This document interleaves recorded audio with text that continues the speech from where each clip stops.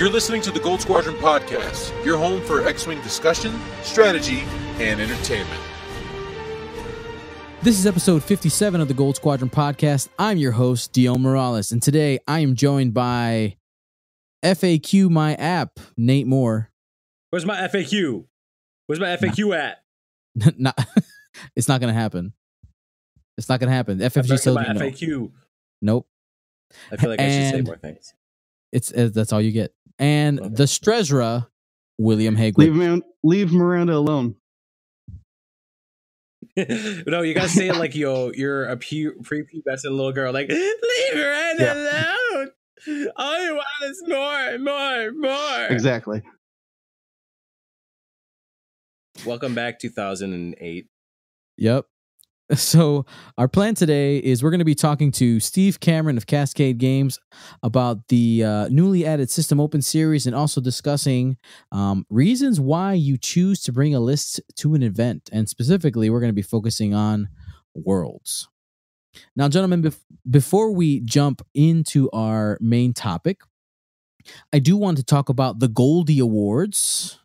Okay. So if you haven't seen on our Facebook page, we posted out all of the nominations. If you go to goldsquadronpodcast.com, there's a link there. All the nominations, everybody who's going to be nominated and recognized. And one thing I wanted to do, William, okay, I want to do a raffle as part of this whole thing. And I want to get you and Andrew to sign the Loop and Chewy set that you guys played on stream. Yeah. And I want to raffle it off. Oh, that would be awesome. This is Loop and Chewy. I bought my own Loop and Chewy, so I'll have a replacement easily. Yeah. So I want to, I have the original set, and I was like, man, this is history. This is X-Wing history right here. What can we do with it? Let's give it away. So what about the dice app that was used to help William win the System Open? Huh? You can't raffle off an app. You can raffle off my phone that has the app that won the System Open for William. I'm going to donate a $5 gift card for the App Store to get only the FFG app. You have to download it in front of us, right there. You input the code. Okay, next. Yeah, and we have a couple of other prizes that are going to be part of the raffle. People watching at home, I will show you. We have an awesome painting done by one of our locals. His name is Jerry. Let me go ahead and grab it. Oh, Jerry's paintings are really good. So it's a Poe Dameron abstract art painting. Super awesome. So that's going to be part of our Worlds raffle. We're going to have some other GSP swag and T-shirts and stuff, and then also, excuse me, and also the Loop and Chewy, the famous Loop and Chewy set. Who should we have signed a third paddle? William, who do you think? Who was on the stream with it? Was that wasn't that Duncan that was on the third one? Yeah, it's either got to be Duncan or Chris Brown. I mean, I think, this is what we're going to do. We're going to have each of you sign. So we'll have Duncan, Andrew, and yourself sign the paddles. And then on the centerpiece, because I have the whole set, on the centerpiece, we'll have Chris Brown sign that part. That's pretty good. Does that work? Yeah, sounds good. I approve. Yeah. Cool. We'll make that happen.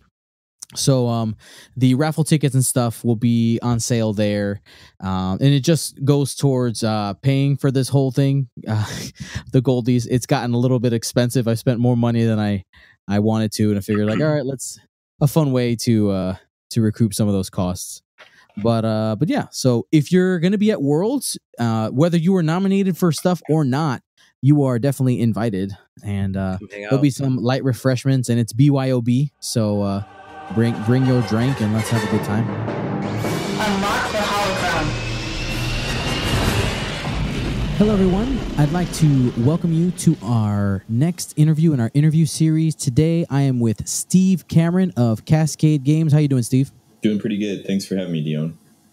No problem. And before we go too far, I do want to say a huge thank you for all the work you've done with the System Open series and how closely you have worked with me with getting all of the streams up and running and all the help you've given me. So I want to say thank you before we go any farther. Well, thank you. I appreciate that. And it's been great having you there and making sure that these events are getting out to the public. So, it's all about trying to help build the community, and you've done just as much hard work, Dion. So thanks.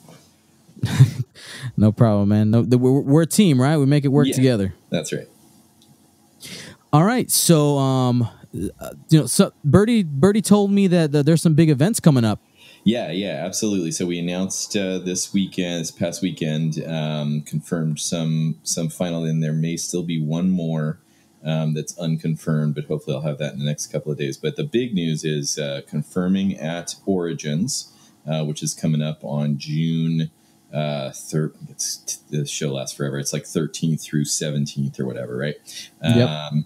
And so pre-registration for that event will be through the Origins website, because that's how that one goes down. So keep your eyes peeled on the Origins website. And if you were thinking about going to Origins but weren't sure, hopefully this is the kicker for you. So in a full run of events there, an X-Wing Open, Destiny Galactic Qualifiers, and Legend of the Five Rings Kotai. So something for all of the FFG fans out there. And awesome. And then for that event, is it going to be for the System Open event? Is it going to be a Saturday Sunday event? I believe so. I've been going back and forth on the schedule, and I think we've actually got that as Friday Saturday. We've had to do a lot of staggering of the big events to make sure there's room for everything. So I think right now the System Open is set for Friday Saturday. Saturday. Main stage. Friday, finals on Saturday. Okay, awesome. And then we have something coming up in Seattle as well, right? Yeah, absolutely. So there was the original plan had been to partner with Evergreen Tabletop Expo, and those folks found out, unfortunately, that they need to put a pause button on their show this year. They're making some changes. They're going to come back bigger and better next year. And our plan is to reintegrate with them, but it left a little bit of a void for the big tabletop events in the Pacific Northwest. And so we stepped up to run again all three events: X-Wing Open, Destiny Galactic Qualifier, and an L5R Grand Kotai, and then helped out FFG with a Netrunner National Championship, a Rune Wars National Championship, and a Game of Thrones Regional Championship. All that same weekend, and that's June 23rd and 24th. I think that's the Saturday and Sunday. And so big FFG weekend for I think all the games. I think we're just doing all the games. Yeah, man, you just throw a little bit of Legion in there. I literally think you have their entire catalog. Yeah, it'd be pretty close to it. Everything that's got a competitive piece to it. So, it's I'm really excited about it. It's another standalone event, so no having to mess with getting a badge or anything. So hopefully that will help bring the masses out, and it should just be a really great weekend in Seattle. Lots of tabletop gaming. That's awesome. I'm excited to make another trip out there to the West Coast. Mm-hmm. These are the only reasons why I can go, right? Is being able to do this kind of stuff. So it's super cool. So I do want to, we got the dates out there. If anybody watching live or listening in the future, go ahead, jump on that Origins website, get pre-registered for this event. If you're up in the Pacific Northwest, and I'm sure Cascade probably, do you guys already have the registration for that one up? Pre-reg for the Seattle event, all the events there is on our website. So yes, please check that out. Get signed up so we can make sure that we've got enough tables. Yep. Yeah, that's important. And we'll have all the links will be in the episode description, wherever you're listening or watching. We'll get all those posted. And then Steve, I wanted to just move into just asking some things about this big really undertaking that you guys have at Cascade Games. Obviously, there's a lot of really passionate people about X-Wing. Yeah. We really like our events. We want them run well. Mm-hmm. And, you guys started at PAX South or not PAX South, PAX Unplugged. Yes. Right? Year. Unplugged. And now you got a few system opens under your belt. And the first question I want to ask is, what are some things that you and your team have learned that have improved the quality of the events from event to event? I think, the main thing has been just getting familiar with the community and continuing to kind of build rapport with everybody. Personally, I'm really excited that I show up at events and I'm like, oh, I recognize a bunch of those names. Like it's great to just kind of get some grounding in the community. In terms of event management and that type of thing, we've been doing this for a long time. So we've applied a lot of the main stuff that we've already learned, but just integrating how Fantasy Flight does their pricing on these things has been kind of a new twist, and making sure that everybody gets the right stuff and gets it in a timely fashion and that kind of thing is kind of probably been one of the learning curves for us that we've been working through. And then ultimately what we figured out is that really, having quality people at these things is really just the most important thing of all. And to that end, we've been staffing, we've been, sourcing staff through our website, but we have just launched this weekend the beginnings of, I guess you'd call it a judge program, but we now have certification tests on our site for X-Wing, Destiny, and L5R. So we're really looking to kind of step up the application process, make sure we're doing a better job of vetting people, and when we bring judges to a show, the players can be confident that these folks have gone through some sort of process that says that tests their familiarity with the rules and odd situations and all that kind of stuff. So and that stuff is just went live on our site this weekend. So really kind of the beginnings of, like say, certification program around a bigger endeavor, not just for these games, but all the publishers and games that we work with. We want to be able to provide the best possible play experience for everybody, and this is how we're going to do it. The fact that you guys are putting forth time and resources to putting together a judge program and some type of certification is something that the community, at least X-Wing wise, has really been clamoring for. Just like you said, to have the confidence to know that this person that I've never met before has at least gone through some type of screening to know that he at least knows the basic rules of the game. I think that's huge. I know that once the word on this gets out to the major X-Wing community, the fact that you guys are doing this, I think they're going to be really excited. Was this something that you guys came to a decision, you and FFG, or you guys just made the decision and said, we're going to try to get people higher quality judges? I think, certainly we discussed it with them, but for us as an organization, it's really a logical step. You can have events and you can run events, but at the backbone of all of it is the staff you have. And, I think if you're looking at running a quality event, you have to have quality people. And this was just sort of a good evolution for us, to not only be able to bring the expertise of the mechanics of running the tournament, but to build a legitimate certified group of judges and staff people that when anybody's coming to a Cascade Games event, they'll be like, yeah, we know that there's not going to be any trouble with judge calls or weirdness, right? Because they're on top of it, and like you said, they've devoted the time and resources into making sure that these events run smoothly and avoid as much as they can, weird rules, conflagrations and stuff. And it's a lot of games and there's a lot of rules, right? So, but we're happy to kind of up the bar and take this step towards improving that whole event experience overall. Are there any known marshals or judges that are helping you build that certification for X-Wing?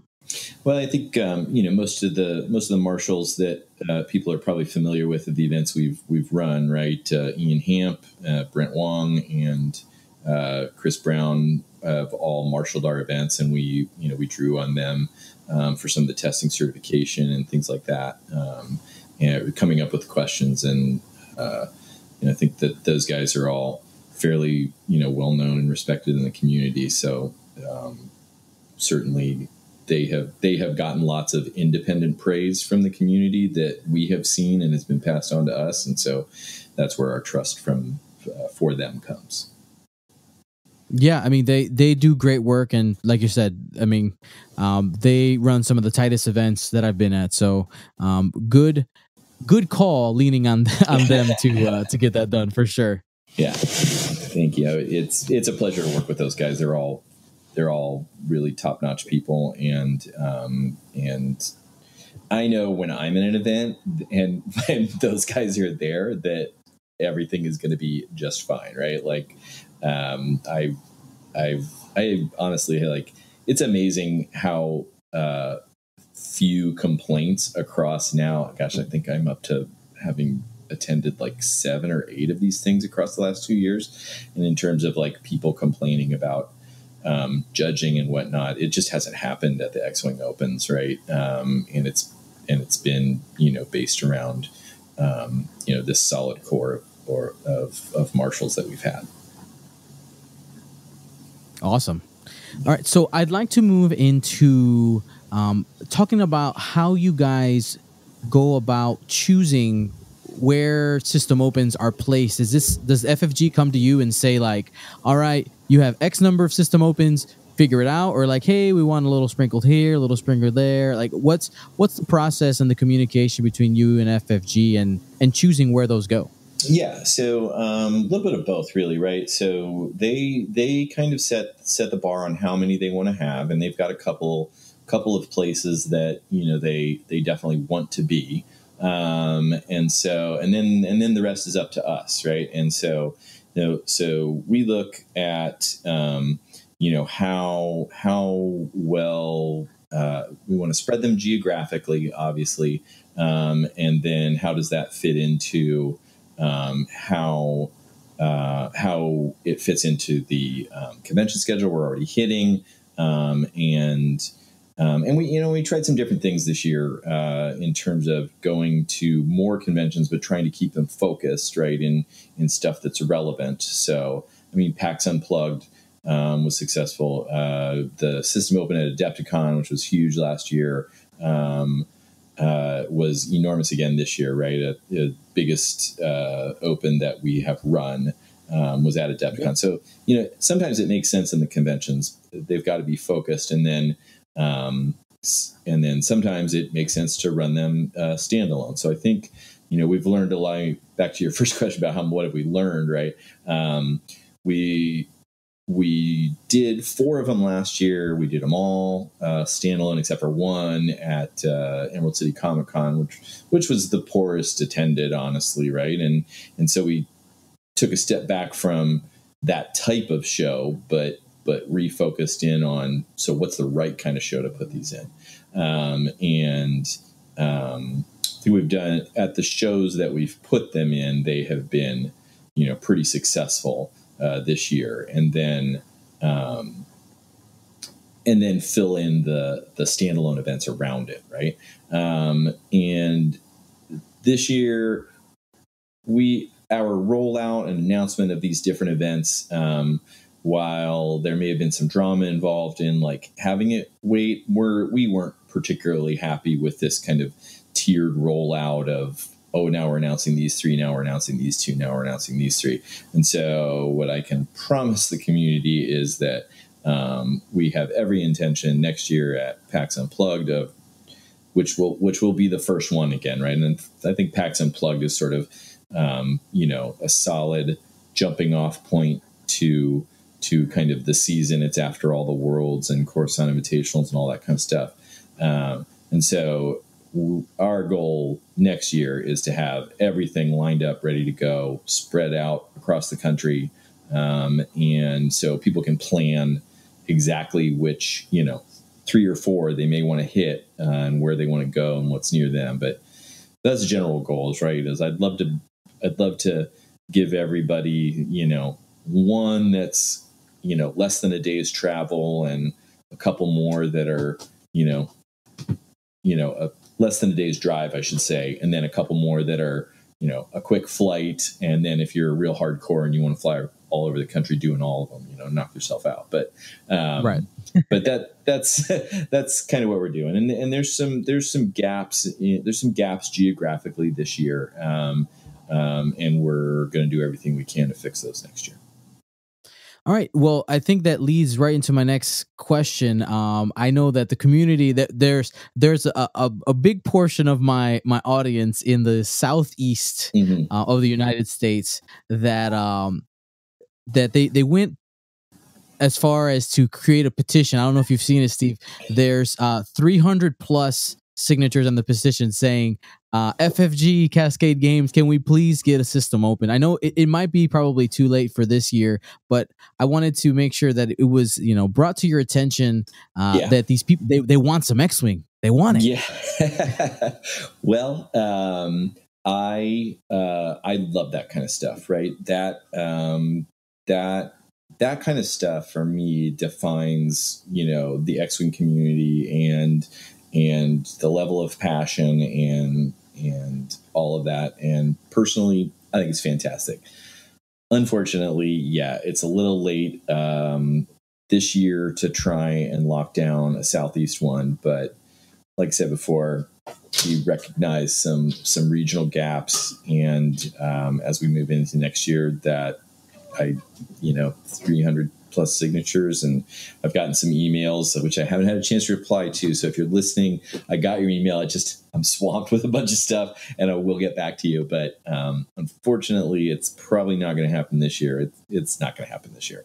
But definitely, I think I think something like Atlanta probably needs a system open, and we can see what we can do about that. All right. So I know my listeners are going to be real happy about hearing that their cries have not fallen on deaf ears. No,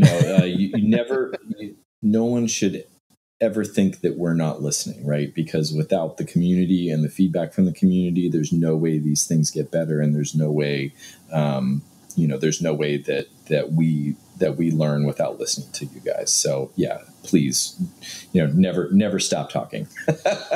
Yeah, exactly. Yeah. Well, Steve, I want to thank you so much for your time, man. We have upcoming again. We have Origins. We have the standalone Seattle system open. We also have KublaCon in San Francisco. Is that right? Yeah, definitely. KublaCon is your next opportunity after Worlds for a big event, and I know that they are getting scarce on hotels out there, and that their pre-registration closes on May 4th. That's another one. You register directly with KublaCon for that open. So please, if you were thinking about hitting that one up, definitely get on it and get set up so you don't get left in some ratty Airbnb 40 miles from the venue. So right, exactly. To defeat an enemy, you must know them. Not simply their battle tactics, but their history, philosophy, art. All right, gentlemen. So we have Worlds coming up in a couple weeks, 3 weeks or something like that now. And it's time to, if you don't know what list you're going to play by now, like me, you're in a weird place.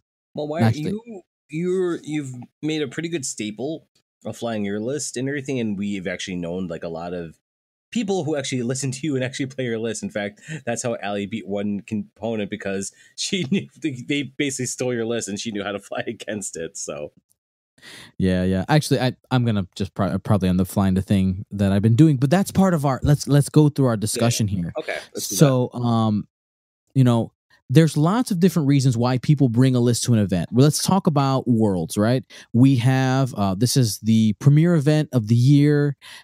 One person will be crowned the world champion. There's going to be 16 people at that top cut, and people are going to be looking up to them and saying, "Hey, those people made X choices and had the right amount of matchups and all these things that come into getting that far in a world championship."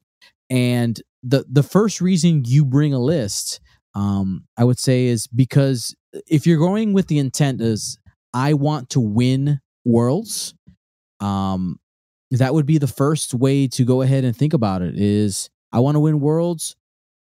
What is the kind of list I need to bring? And wanting to win Worlds, there's a lot of different ways and avenues you can go just seeking that out. So that is whether you're bringing the top meta list right now. If you go into Meta Wing, you have your Ghost Fen and your other like Strezra. Go ahead. Nim Miranda, like Nim Miranda, that the Ghost Fen and the Williams type of list where you have Strezra.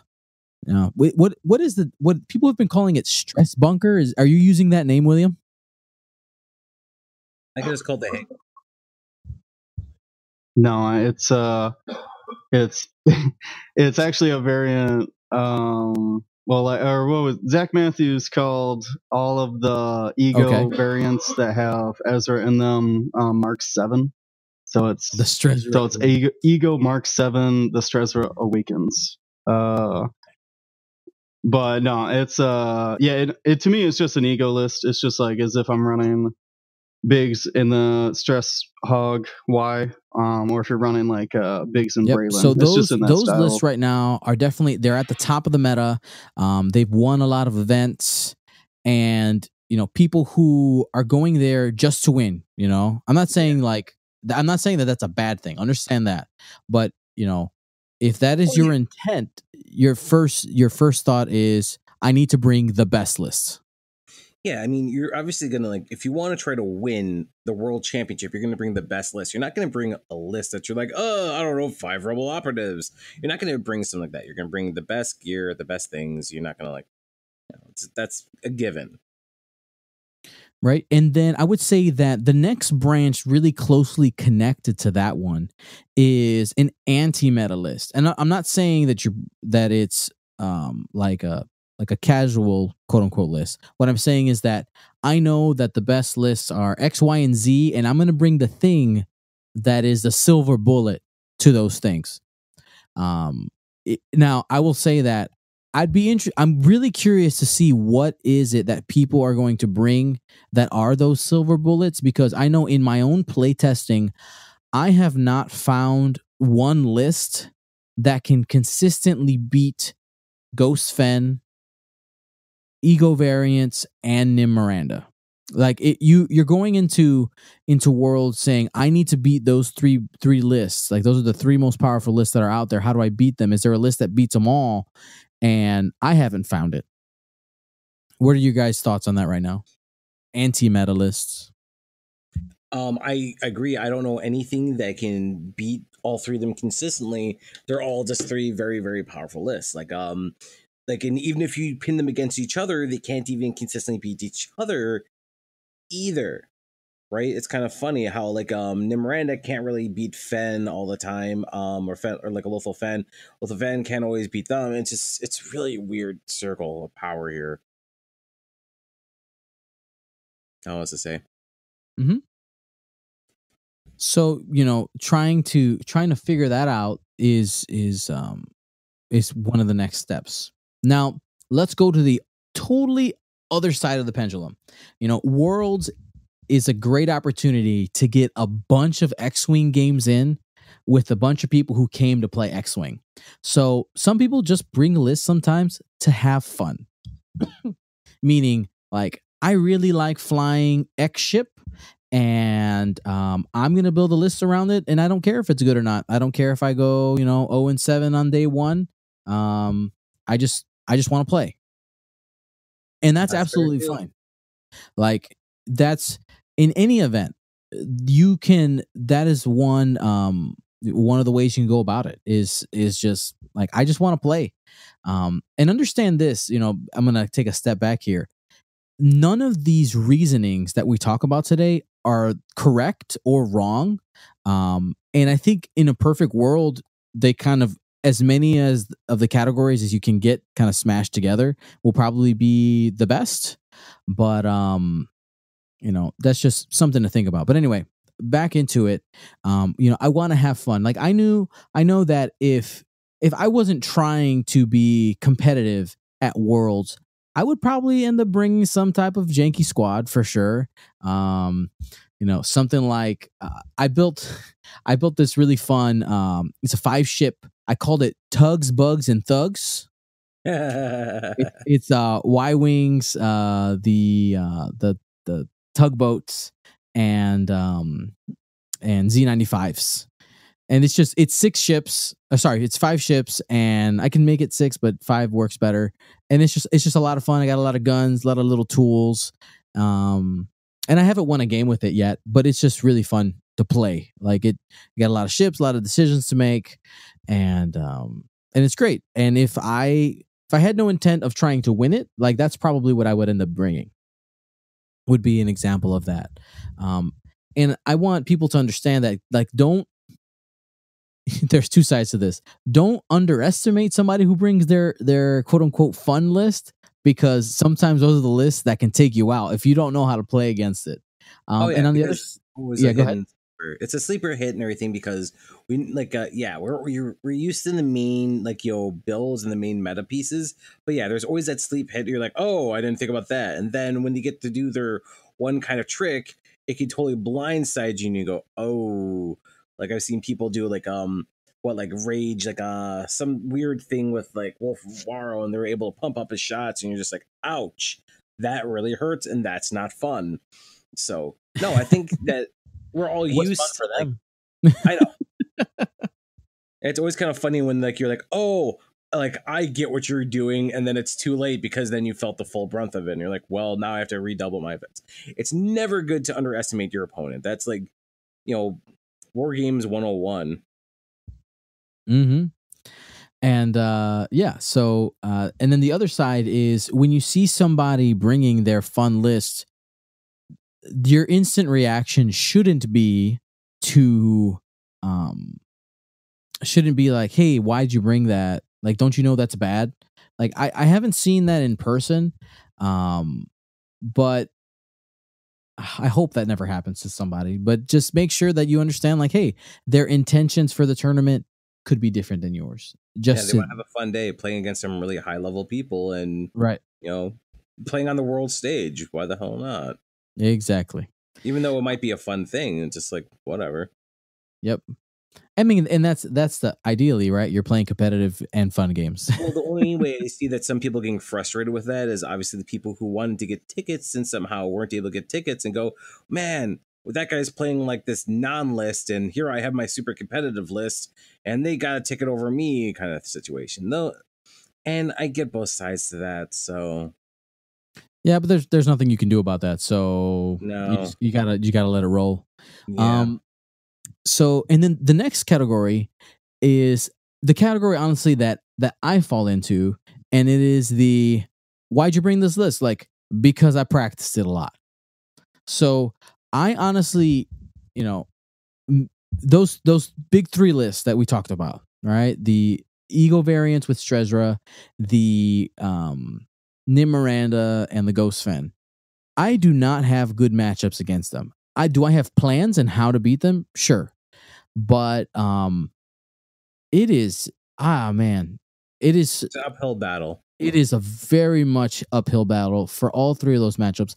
I know that there's a very high chance that I'm going to see those, but I have put so much time into my Kylo and 2 gunboats play that I feel like if I were to switch off and try to go to something that's more like anti-meta, or some type of variation on the current meta list, that I would be putting myself at a disadvantage because I haven't put in the time in practice. You haven't had practice with it. And then, as like Zach likes to say, there's always that middle jank and everything where you might have that, that whole thing where you're trying to go against, like, oh, I'm preparing just to go against these metas, but you might not ever face those metas either. I spent all my time for the system open trying to practice against Fen Lothals, and I don't really go against any. Or I spent all this time trying to go against, Hakewood's build, and I didn't go against any. So it's kind of like this thing. Or like back in the day when people used to do those anti-Suitor Fel builds where it's like, oh, Decimator with Darth Vader and Suitor Fel, ha! But then they would never go against a single Suitor Fel and get messed up by like 3 X-Wings? So That's what they talk about, the middle jank. Yeah, so you gotta respect it for sure. But yeah, so that's personally where I am at right now. Is I've put in like 100+ games now with Kylo Ren, and there's nothing else that I currently feel comfortable enough to go into this high level of a tournament and perform. I was honestly, part of my practicing for it and continuing to practice it is, as we were getting closer to Worlds, I was really hoping to see an FAQ. Oh yeah, me too. And man, because if there was, I think like my list, Kylo and the 2 boats. Oh, that would have risen up for sure. Would have probably been the next thing to get nerfed after that. But I would have had a lot more work than other people and been like ahead of the curb. But hasn't happened. So I have to just. I gotta hope for good matchups. Well, should we talk about that? Like, should we talk about the fact that there is no FAQ and the fact like all the other games got one, and we all anticipated that there was going to be this big change, and they kind of outright said nope. So we'll hit that at the backside. That's a good thing. We'll definitely bring that up. But I want to keep on our topic here. Mm-hmm. So and then the other reason you might bring a list, or better yet, not bring a list, is you might have personal barriers or restrictions that you put on yourself that you don't allow yourself to do X or Y or Z, and that's why you're bringing this other list. So, for instance, I had a conversation through our Gold Squadron podcast Facebook page, and somebody said, "Hey, I have this list, and I want to know any suggestions you have for it, but as a personal thing, I do not use regen. So any tweaks minus telling me to add regen." And I was like, "Oh, okay." And this is not the first time I've gotten an email or message like that, so I was fine. But I remember the first time I got one of those, it was really strange to me. But I've started to understand, because even with myself, I have started to put restrictions on how and what I play. Like even when I picked up Kylo and the 2 boats, I knew that I was like, man, I really should be practicing something with bombs. I really, really should, but I don't want to, so I'm not going to. Like that was the conversation, and that was it. It's not because I hate them or anything. It's just I've put that restriction on myself. And is it that a good thing? Probably not. Like competitively, it's not. But it has helped me like have more fun, like in my own games and in the decision making that I get to make. And it works for me. And there's other people who are on the other side who say I will simply play whatever I feel like it, whatever's good, which I'm. And the other part is some people faction lock themselves. They say, I am a scum player. I am that's probably the most widely common version of this is saying I am an X player. And I find that that's really common. Players that say that too. It's usually Imperial players that usually are like, no, I'm an Imperial player, and they only do Imperial stuff. I've seen, I've only seen one Rebel only player. I think that's Jack Ballard. So, well, I feel like there's a lot of people who come from like other war games where where the factions, like there are more factions, and that's more of a thing. Like you could end up committing to a certain faction. But yeah, I've always found that interesting. And like I don't faction lock myself. Like I lately have been playing Imperials because it happened. But even before this, I was playing a bunch of Scum, and before that, I played a bunch of Rebels. And I'll just play whatever I please. Dang it. Yeah, I think so. We've all tried to switch around a lot. There are the few that are just locked in. But I feel like to really understand every ship and every nuance and really understand what the other person is doing and their positioning, you have to kind of play everything. Just like in other video games, like, you know, if you're playing any of these competitive ones, like, I don't know, Overwatch or League of Legends, it helps you to understand like your opponent if you know your opponent's abilities and moves and their setups and what they're trying to do. Yeah, just like knowing your enemy, making sure that you know how they play. So what I want to do now, guys, I already talked about myself and kind of the reasoning why I chose the list I did. William, why are you? I mean, you're gonna be flying. I'm assuming your ego variant that you have been just kicking so much butt with, right? Yeah, I'm in the category of way too many reps to change. I've been flying a similar build like competitively for basically a year straight now. Yeah, because it's a bit similar to this last year too.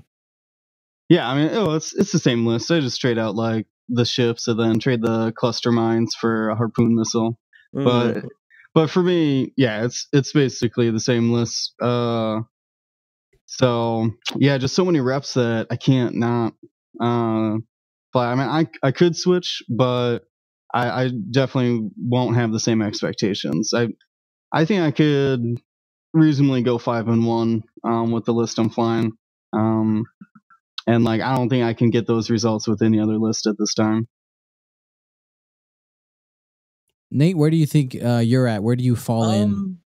I don't know. I'm like debating that too right now. Is that I'm in the moment where like I might change one or two pieces because I feel like my list is just struggling so hard against the Fen players. It's struggling against Will's build. Everything else it does fairly okay. Against the Nimranda, it's sometimes an uphill battle and it's like a 50-50 shot. For clarification, that you're talking about your Ray Miranda build? Yes. Sorry. No, you're good. I'm kind of like in the middle here. It's like, okay, do I try to switch something or do I try to just, stick it out and everything? Is like what I'm good at what I play, but I mean, not people don't even have to be exceptionally good though. Sometimes it's just the Will's build is such a hard counter to what I fly that it just becomes such a pain. And if it's everywhere, I mean, if you're flying around as a rock and there's paper everywhere, you're gonna lose. That does happen. Now, we have 3 weeks left, and if I told you had to choose today whether you are going to fly Ray Miranda or do something different, you don't have to tell me what the different thing is. What would you do? You have to sign up for Worlds right now. What is it? I might try the new thing. New thing? Okay, there you go. Just because I need something different, and I feel like I've stunted my gameplay and my style because I feel like I'm being different and I'm playing. Basically, I'm botching myself right now because I've been using the same thing. I'm trying to make this thing work. I'm trying all these weird finesse things that I've kind of lost sight of what the original point and the things I fly are. So. Okay, cool. I know. That's fine. Yeah, you're being true to yourself, man. I like it. So while this has been, this part has been a shorter discussion, I do think that these are important things to realize why you bring a list. And I think if you have the conviction to understand why you bring the list, I think you have a much easier time choosing what to do. This whole topic came up with actually a conversation I was having with my wife last week. I had been texting the guys, and William and Nate know in the chat. I'm like, what about this list? What about this list? I sent them a picture of like 6 different lists I was thinking about on my table and all this. And, my wife and I, we talk about all kinds of stuff, X-Wing, and she doesn't play, but she's smart enough to just kind of talk through some of it with me. And I was explaining, all these different things. And she just asked me, why are you playing? Like, why are you going to this event? And so that's where we started kind of the tree. And she goes, do you want to win? And I was like, yeah, I would like to win. She's like, okay, cool. So, do you want to take something that you're good at already, or something that gives you a higher percentage chance, but you have a lower skill with? And I was like, oh, you know what? That's really true. And we kind of, we talked through that. And in the end, I was like, all right, I'm playing Kylo and the boats. Like, that's where I ended up, because I was like, yes, I want to win. I have the most reps with this, rather than trying to change to something else that is quote unquote more meta, but I have less experience with, meaning that's less tactics. All the work that I've put in tactically is not necessarily irrelevant, but it's not as useful, with different pieces. So thank you to her for this topic. And Nate, I will go ahead and transition into that little mini topic you want to talk about, and that is the non FAQ that we got or didn't get. Yeah, I mean, well, what were we anticipating from this FAQ? We were anticipating probably something nerfing the Lothal, but not necessarily nerfing the Lothal itself, mainly nerfing its main gun, which is TLT, right? A lot of people are like, TLT is too present in everything. TLT is such a huge presence and had been such a huge presence that people are just kind of, a lot of people are clamoring for a nerf. And even myself, when I'm a TLT user, I'm like, I don't know. I mean, it depends on how they nerf it, if it's kind of like fair or something, right? Like I said, FFG tends to nerf things that, or actually Ron, Gold Squadron leader, Ron Longi was the one who always kind of said they tend to nerf things that don't require skill. And so if you think about some of the older things that they nerf, like Manaru, Manaru didn't really require skill. You fly her to the other end of the board and you reap the benefits. Or X7 didn't really require skill because you can fly like an idiot through debris and everything, and you still would get the evade, and then Zuckuss and Emperor, which I still don't, it's whatever on those. Well, I would say just to kind of add an addendum to what you said, I wouldn't say necessarily no skill, but that it has a lower like a lower threshold for being able to use it effectively. Yeah, and like exactly, and it requires a little bit more foresight. Like a perfect example is like X7. It's like now you have to learn to kind of fly it well. Yeah, you can go fast, but if you don't do it, if you knock into something, you get nothing. Right. Whereas before I was like, oh, well, I'll do this, K turn through this debris because that puts me now behind something and I'll be stressed, sure, but I'll also get an evade. Or I'll do a purpose 3 straight into the other person bump because I'll get the evade anyways. And there's a lot of moments like that with X7. So they took that away. Atani they nerfed because they felt like, well, Atani did require like some finesse and everything and some planning. They just felt like, well, it's too easy to make mistake and still just reap all these benefits from it. So those are the things they tend to nerf. With regards to now, like the Ghost, to be honest, the Ghost is not the hardest thing to fly. It's not, especially when you're boosting and all these other things. Ghost Fen is not hard to fly. A lot of people admit that. Yes, you have to anticipate things. Yes, you have to know when to turn in and use, your front cannons or your back cannons and things like that. But in general, it's not really hard. So at that point, because it's just always going to do like 4 damage and everything, that's probably the thing that we thought we're going to nerf typically by nerfing TLT.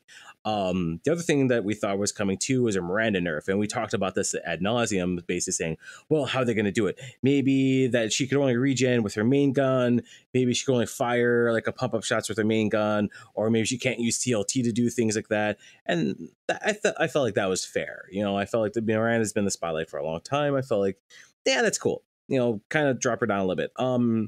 I couldn't harpoons. Obviously, we said, spend the target lock. It makes harpoons, kind of fair again because of the fact that you have all these other things that cost the same amount of points. You do significantly less than harpoons for the same price. Why would you use any of these other armaments, any of these other missiles or torpedoes or anything when you could use that? It's the best bang for your buck. It does so much. It's so easy to modify it, etc. And so then we thought that was going to be nerfed. So are there any other things that we anticipated were going to be kind of taken down a peg? Well, I think you hit a lot of the big ones. I think the next part of this is that we didn't get anything, and FFG, I don't know if you guys have seen or heard, listeners, is they replied to a tweet from Alex Smittle. He's a Midwest player. He's out of Missouri, and he simply said, "It's like, hey, he asked something along the lines of like, hey, just want to know if I need to practice what I'm currently doing, or there's an FAQ coming 2 weeks before Worlds," kind of really like tongue in cheek. And they just said, "Oh, there's no FAQ planned." And everybody went like, "Oh, okay, right." So there was a myriad of reactions. There was some people who were surprised that we weren't getting anything because there was this slew of every game, even the trading card game, which is quote unquote dead now, got some type of rules fix. But I wonder for a couple things. So we got the like emergency FAQ from the trajectory simulator NIM thing, right? You guys remember that? So we got the trajectory simulator nerf, and I'm curious to know, obviously I don't have any inside information on this, if maybe that FAQ was part of what we would have gotten before Worlds, but because it was like that was significantly more abusive, like the Genius plus like being able to. That was terrible. When the 7 of the builds at the top of a regional or the same thing, that's ridiculous. Yeah, so that I'm glad that nerf came out, but I'm curious, if one thing that may have been something that FFG sacrificed, they had this FAQ in the tank and said, all right, if we let this go now, we're not going to get our pre-Worlds FAQ. Hopefully everything turns out okay, and maybe us being saved from the super abusive trajectory simulator plus Genius may have caused us to not have an FAQ available now. Like, that's completely conjecture and just kind of like, was maybe, that FAQ the only one just after the most recent releases?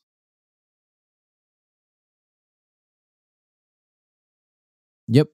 Yeah, that was the only thing we really got. It was funny because all they said was trajectory, and then the said the thing about any of these secondary weapons like tractor beam or X-23 tracers or TLT can actually trigger the harpoon condition, and everyone went, what? So yeah, well, they just clarified it, so which I thought was dumb. I'm okay with it because it made it simple or simpler. Like I said, like, hey, is there a crit in the roll? Yeah, it triggers. Like, we were trying to do this thing with like who has initiative, and you go down this flow chart and all that. That just takes it was too much. They simplified it. Is it maybe quote unquote overpowered? That's a whole nother topic and discussion to do. But yeah. So that's just some little like just trying to think about that FAQ. William, is there anything you want to talk about X-Wing wise? We haven't had you on for a while. No, the FAQ is interesting. There was a lot of suggestions for it, that's for sure. I don't know it. I don't know. I guess from what I've seen right now, I mean, it's fairly balanced. I mean, it could be worse. It definitely could be worse. So I'll take that. It could be way worse. I mean, like we said, like Genius trajectory could still be a thing. So I'll take it as it is, I guess, right now without the FAQ. Well, is it better or worse than the Jump Master meta, the triple Jump Master? You know what? I don't know. The trip. Go Go ahead, Will. From what I understand, there's the meta has always had the same staples. Like honestly, compare Miranda or Rey to like Fat Han, and then Kylo to Whisper. Like those crazy builds are always going to be there. It's just taking what you said, Nate, which was like taking the guaranteed kind of broken stuff out of there, and keep it still decision based. We talked on a lot of different things here, and we have the World Championships coming up. I'm excited. We're going to be streaming from there. At minimum, we'll be doing Thursday, Friday night for the Goldies, and then Saturday up until probably the top 4. We did officially get the press pass, so that's good. And did they say that they wanted to talk to us first too, or? Yeah, there's I'm working on trying to get an interview with the developers. That's what that email was for. But, cool. So we can get some gotcha moments. Can we get them to confirm that Half-Life 3 exists? You can try. Old jokes. You can try. But yeah, there's a lot of X-Wing to come, a lot more content. I'll be dropping this podcast in a couple of day or two. This one actually is going to be pretty easy to put together, so that should be good. I was supposed to upload on last Friday an episode of X-Wing Mind Games. Unfortunately, that didn't get uploaded because as I was trying to export it, the video software isn't letting me export it. I have the raw file, but not the fancy put together one. So I'm gonna try a couple more times, and worst comes to worst, I just put the raw file up there. But that'd be good. We've been doing our Wednesday night streams, which are lots of fun. But I'm excited for Worlds, man. It's gonna be a good time. And yeah, do you got any special treatment for the press pass? Got any things planned for that? So, I mean, besides streaming, that's going to be the biggest thing. Well, I mean, yeah, more than that though. If there's anything, no, they didn't give me anything fancy. Nothing fancy there. Just say they said yes, you may come here and do your thing, Dion. And I was like, thanks. Just don't let anyone see me stream again. Yeah, does that mean we're going to be in the corner again? We'll be in the corner. Yes. Oh, okay, that's fair. I mean, we'll be walking up to you telling you're doing it wrong. Yeah, we'll be in the corner. Though we're bringing our own table this time. Oh, man. We're not going to have that little that little TV dinner table. We'll have a 2x4 table that I'm bringing. That fits everything a lot more comfortably than last time. Well, how about this? How about we talk about the things that we're excited to do or see at Worlds this year? Okay, yeah, we'll do a quick around the horn. Yeah. Will, why don't you go first, man? I will go first. Yeah, Will, what are you excited for Worlds? Oh man, just all the games. I mean, high level games. Getting to see just the sheer amount of competitive players all in one spot, facing it out. So I'm pretty excited about that. Can't go wrong with the prize wall. Gotta love the prize wall. I'm pretty excited about trying to get some prizes off of that. I think they're gonna do something different this year. Hopefully, that looks kind of a little interesting. But have they announced anything about it?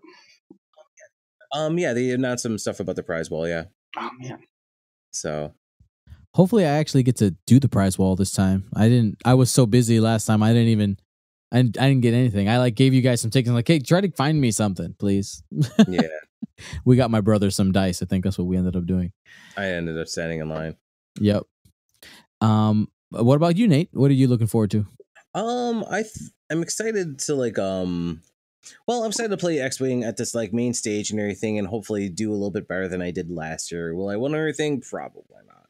But I still just want to do a little bit better. It's gonna be cool to see everyone and actually play some people from around the world. I remember last year I got to play the regional champion of Mexico City. And I was like, oh, that's interesting.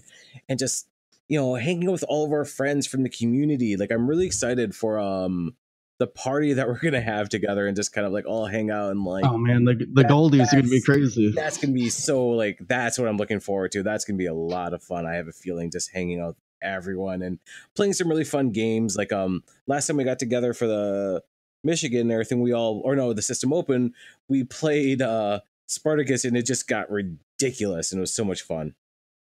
So yeah, those are all the things. So like basically the people and the games, and definitely the Gold Squadron podcast party. Yeah, I'm excited for the people, of course. I mean, that's my favorite part, is just being able to talk to people and shaking the hands of the people who support us. Like, it's always good to put a face to a name. Like, I've I see these people's names all the time when I'm shipping them out the cards and things, and a lot of them I like when they say their name in person. I'm like, I could tell you what state you live in because I've seen your address, a bajillion times. But that's cool. I am excited for the Goldies, but I'm also nervous. I'm nervous because this is something that, in my mind, I'm like, it's something small, not a big deal. And I was like, well, let me add a little bit here. It's escalating, and it's escalating. Then it might turn into something really cool. I'm hoping. I'm hoping that it is cool. Yeah. But I'm like, there's that thing where I don't want to put expectations too high because I don't know. Well, whose expectations? Yours or other people's? Well, other people's, because like I know for myself, like this being year one, it's a test. It's kind of like a dipping the toe in and saying, all right, let's see what you guys like. We'll get some suggestions and we'll make it better next year. Like, I don't want to disappoint people because people are like, so it's the beta. We all know it's beta. It is the beta for sure. And I just don't want anybody to be like, yeah, this sucked. Like I don't, there is a very finite budget to it because it's something completely extra that we're doing that isn't part of the Gold Squadron podcast budget. Like, it really isn't. It's something I was like, all right, let's, I'm putting some money from my own and saying, let's try to put on something for the community. So hopefully that goes well. I'm excited for it. Yeah, I saw that list of nominees, and you can't put all of those people in the same room and have a bad time. Yeah, that's the other thing. When I finished it, I was like, this looks like just a fun list of people. And again, even if you're not nominated, you're welcome to come and hang out. Like, this is not like we're not going to have bodyguards or anything. Like, they're there. Anybody's welcome to come. I'm trying to say, who would be the next vote? Who would be the best bodyguard? Paul Heaver, hands down. No, it's Zach Matthews. No, Zach Matthews is definitely the best spot. No, I'm trying to be sarcastic. Like, the world's best best, I mean the world's worst bodyguard. I don't know, man. Paul can be pretty serious. I don't know. I know he can be serious. Maybe he'd give you that look like, don't. Oh, he just tell you he's disappointed in you. Oh, then you feel bad. Oh my God, that'd be the worst kind of bodyguard. You're like, disappointed you. Oh, the feels and the heart. No, Paul, why? But yeah, that should be cool. We're gonna have hopefully, I'm working on a couple things, but all Gold Squadron members will have some exclusive world swag that we're gonna be handing out. To all of our opponents. So find if you play against Will, if you play against Nate, Marcel, any of our other guys, we got Francois, Darwin, Brandon. They will have something for you, Lord willing. Allie will have some stuff too. Then cool. Oh yeah, Allie for sure. Everybody who's Gold Squadron will have something, just a little memento, just to say it's cool to see at Worlds. Thanks for playing us. So, if you can watch our live X-Wing events, including Worlds coming up here on our Twitch channel, twitch.tv/Gold Squadron podcast. We are going to have some guest commentators on Thursday. Who are they going to be? I don't know yet because it depends on who's available on Thursday. I'll be there on Friday. Hopefully not Saturday because I'm going to be playing. That's right. What? Wait, we jugglers now? I don't know. So that's the plan there. I'm still ironing out some of those details. You can watch all of our X-Wing videos and replays of our streams on our YouTube channel. Just go ahead, look up Gold Squadron Podcast. Please go ahead and subscribe there. And lastly, if you enjoy our show and you want to continue expanding, helping us expand our content, there's a couple ways you can do that. You can go to patreon.com/Gold Squadron, join the biggest group of people who support our content. They get it's about quarterly some swag where we have the Fenral alt art and Brobots cartoon alt art, which are currently in production. You can become a Twitch Prime subscriber, super easy. You just connect your Amazon Prime to Twitch, you click a button and you give away free money. It's literally free money. And if you are a Twitch Prime subscriber and it's been 30 days since you clicked that button, if you could do me a favor, click it again. It's greatly appreciated. It makes a huge difference. And you can also go to goldsquadronpodcast.com and buy some of our swag there. We're currently having a big sale because of Worlds, 50% off anything over $20 or more. So basically you spend $20, it becomes $10. What do we have on the site, by the way? Like not all of our, but every available alt art card. We got stickers. Can you save me one of the Noras? Do we have any Noras left? The Noras are gone. They've been gone for a while, man. Yeah, those are gorgeous. They've been gone, and I'm not reprinting any of them. So once they're gone, they're gone. They're gone. Yeah. And so thank you very much, everybody, for listening. For Marcel, sorry, not Marcel. Marcel's not here. Actually, he was here in the beginning of the stream for the pre-show for just like a little bit. But just a little bit. But probably just on Vassal. No, he's in Mexico. Oh, that's right. He's on a plane flying from Mexico home right now. But for Nate and William, my name is Dion Morales. Gold Squadron out.